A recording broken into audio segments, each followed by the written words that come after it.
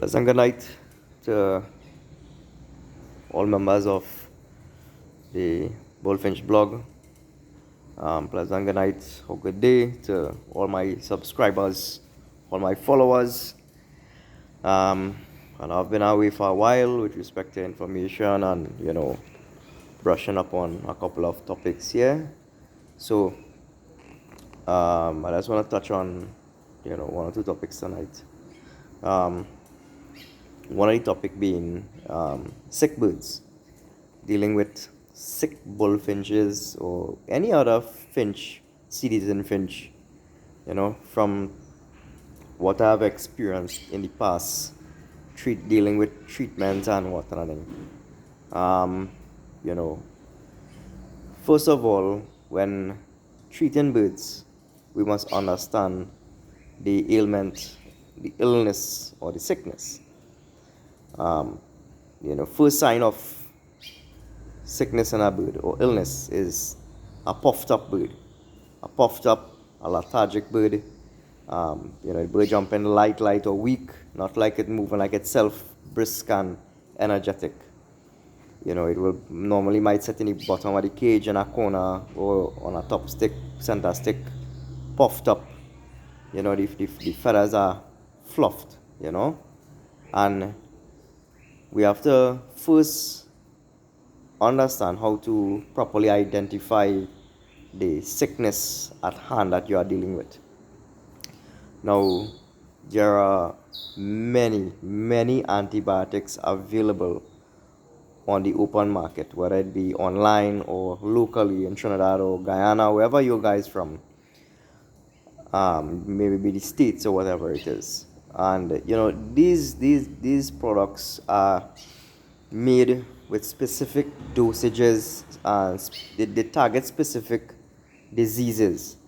And we have to understand first of all what we are dealing with, what we are treating with our bird, because a lot of guys just love to experiment with medications, because first thing they see as a medication come out, they're going to buy it and use it on their birds. And this could ultimately end up in your bird being treated the wrong way. You could be damaging beneficial bacteria that the bird already has inside the system, and you could also be treating something that the bird is not sick with, right? Now, what I would suggest to a lot of you all for your medicine kit or your cupboard where you have your tonics and whatnot, please purchase a broad spectrum antibiotic. Now, there are many broad spectrum antibiotic with different percentage strengths of chemicals in them. You all will see there are some that are designed for parrots, some are designed for canaries, and some are designed for canaries and smaller birds by extension. You're going to go after the smaller dosage strength antibiotics.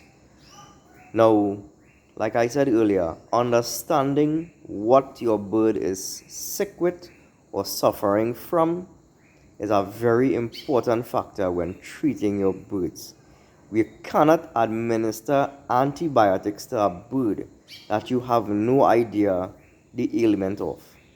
If you cannot identify as an enthusiast, the safest thing to do is go and get an avian vet as soon as possible to understand or get a better result with respect to administration of antibiotics to that bird.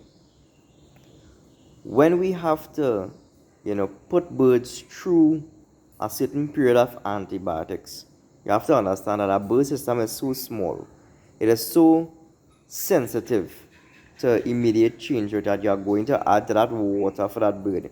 It is obviously going to break down beneficial bacteria, white blood cells, everything that the bird system has to fight off diseases. You're going to be tampering with that natural system. It is inevitable when treating birds. We have to go. There's something we have to go through when treating birds. Now, I wouldn't say treating birds is a 50-50 chance, but Basically, it is give or take because depending on how strong your bird's system is, or how strong your bird is on the whole, to be able to take on antibiotic and fight off that infection, bacterial infection, whether it be coccidiosis, E. coli, salmonella, you know, which could come from simple as a dirty seed cup, a dirty fountain, or having stool on the seed and the bird had to eat the stool because of the urine from the stool land on the seed by mistake. And the bird had no choice but to eat it, and we just genuinely don't know. You know? Could be from a draft. Draft could cause, birds to puff up, and that is drastic change in temperatures. So, we all have to understand before treating our birds what exactly the illness is. It would not make sense we using buying antibiotics, vitamins, um, you know, things to boost the bird's immune system, and we don't know what we're fighting against. So having that knowledge to recognize what a bird is sick with is important. I think there's a feces chart that is circulating on YouTube. It is on Google also too. You could type it in feces samples for the different diseases, and it will come up in Google. It's that simple. And once we understand how to do that, most of us, and I can't say all of us, most of us will be successful in treating our birds and bringing our birds out of that stress period. Now, when going to treat a bird, we have to consider a lot of things.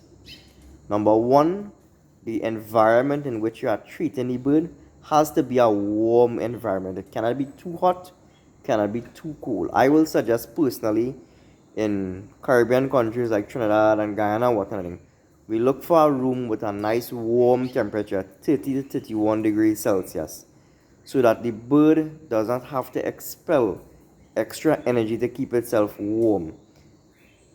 That energy could be used to digest food and put a little less stress on the bird's respiratory system and digestive system. So I will suggest a nice warm room. If you look at get a bulb, an appliance bulb, a 40-watt appliance bulb, and put it a little distance from the cage, that will radiate a certain amount of heat depending on how sick your bird is. If your bird is the head is totally tucked behind its back, sleeping on itself, rocking back and forth, you need heat to get that bird up. Now, a lot of people love to treat immediately with antibiotics. What I personally do, being you're dealing with a small bird, I will always try to administer a glucose or sugar-based supplement such as spark or simple glucose sugar we are getting in the pharmacy to that bird to increase the energy levels just for that little while before the intake of the antibiotic, because you want the bird as active as possible. You want that bird to be eating. From the time your bird stop eating is the time you're gonna have to worry. You understand? Diseases such as we just call it going light. That is where the keel bone in the bird chest has become thin. All the fat storage, everything when the bird just deplete in a matter of 2-3 days, and the bird has ultimately die. Because the environment is not suitable for the bird to keep eating. Once the bird has energy, once the bird has that heat, that warmth to be able to get up and eat food, you have nothing to worry about. You have to keep a bird eating and drinking. Whether you have to put the fountain on the floor in the cage, or you have to put it in a cup, change the water every 2 to 3 hours. Once you see the water dirty, change it and put back fresh solution. Don't chinks on your solutions at all.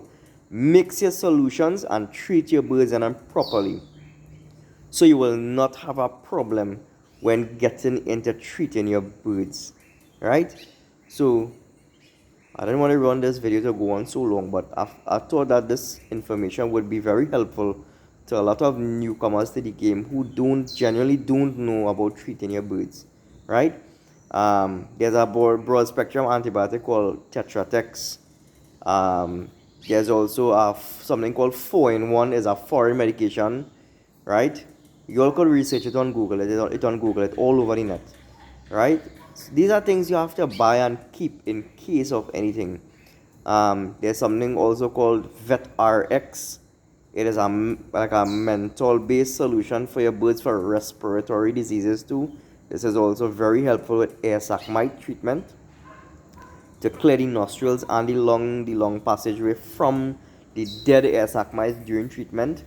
You know, there are a lot of things we need to do research on, and most importantly, do your research, do your homework before you take up any and any medication, especially human-based medication, and throw it on your bird, because we have to understand that humans and birds, two totally different species, two totally different dosage amounts. The percentage of antibiotics in human-based products are made for humans. Even if it's for children, we need to understand the dosage amount per the weight of the bird, of that bird. Some people just average, you understand? But this is taking a risk, which is why I'm telling you all, if the situation is in dire need for it, please contact an avian vet just to make sure that everything is everything with your bird. Carry your bird and a stool sample of your bird to that vet for that checkup, right? So this is a little information for the newcomers, really, fellas who maybe know to treat their birds and whatnot, right? Remember, treating your bird is very simple, but understanding it is a little more difficult. Anybody could put up birds to treat, but understanding what you're treating for is very important. With especially chikichong, it is very important knowing what you're treating for, right? And treating for the wrong things could mean the difference between life and death with your chong, right? Always remember, pay attention to temperature changes. Pay attention to the atmosphere around us. Birds will sense changing temperatures differently to us. And we, knowing the change in temperature, when you simple as you're watching the news or you're seeing a cold front coming or certain things coming, move out your birds from the outside environment and put them inside. Because remember, their immune system will be weaker as they are indoors than from when they are in the wild. Always remember that. They have the ability to forage and pick up minerals and different things in the ground, in the bush outside, that we cannot provide, in a caged environment for them, right? So have a blessed evening, everybody. I hope this video was, educational to the newcomers and a lot of birdmen out there.